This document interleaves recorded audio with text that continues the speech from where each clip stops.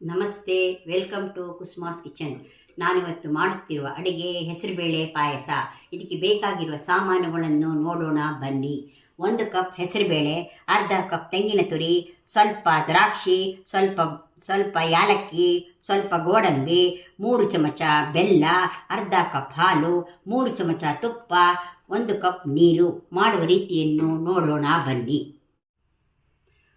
ಒಲೆಯನ್ನು ಹಚ್ಚಿ ಒಲೆ ಮೇಲೆ ಕುಕ್ಕರನ್ನು ಇಡಬೇಕು.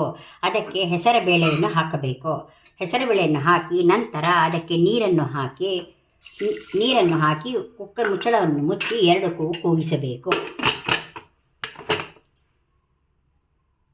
2 ಕೂಗಾದ ನಂತರ ಅದು ಪ್ರೆಷರ್ ಇಳಿದೊಡನೆ ಅದು ತೆಗೆದು ಅದನ್ನು ಬೆಲ್ಲವನ್ನು ಹಾಕಿ ತೆಂಗಿನ ತುರಿಯನ್ನು ಹಾಕಿ ಕುದಿಸಬೇಕು. ಕುಕ್ಕರು ಆರಿದೆ. ಬೇಯಲು ಇಟ್ಟಿರುವಂತಹ ಹೆಸರುಬೇಳೆ ಬೆಂದಿದೆ. ಕುಕ್ಕರನ್ನು ಓಪನ್ ಮಾಡಿಕೊಳ್ಳೋಣ. ಹೆಸರುಬೇಳೆಯು ಚೆನ್ನಾಗಿ ಬೆಂದಿದೆ. ಇದನ್ನು ಒಂದು ಸತಿ ಕಲಕಿಕೊಳ್ಳಿ. ನಂತರ ಒಲೆಯನ್ನು ಹೊತ್ತಿಸಬೇಕು. ಇದಕ್ಕೆ ತೆಂಗಿನಕಾಯಿ ತುರಿ ಹಾಕಬೇಕು. ಹಾಲನ್ನು ಹಾಕಬೇಕು.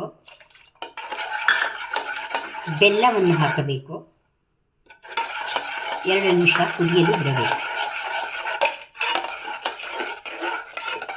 ಒಲೆ ಮೇಲೆ ಚಿಕ್ಕ ಬಾಣಲೆಯನ್ನು ಇಟ್ಟು ಅದರಲ್ಲಿ ತುಪ್ಪ ಹಾಕಿ ದ್ರಾಕ್ಷಿ ಮತ್ತು ಗೋಡಂಬಿಯನ್ನು ಹುರಿದು ಪಾಯಸಕ್ಕೆ ಹಾಕಬೇಕು.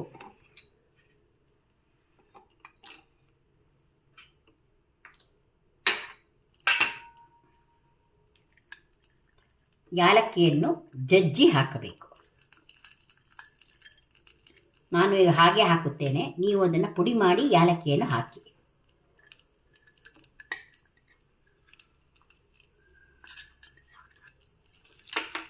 ದ್ರಾಕ್ಷಿ ಗೋಡಂಬಿಯನ್ನು ಚೆನ್ನಾಗಿ ಹುರಿದು ಪಾಯಸಕ್ಕೆ ಹಾಕಬೇಕು.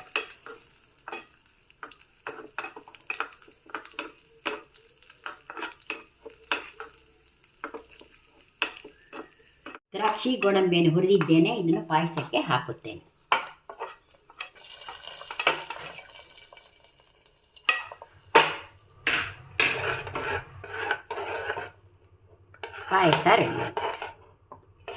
ಪಾಯಸ ರೆಡಿಯಾಗಿದೆ. ಮಾಡುವುದು ಬಲು ಸುಲಭ. ಮಾಡಿ ನೋಡಿ, ತಿಂದು ಸವಿಯಿರಿ.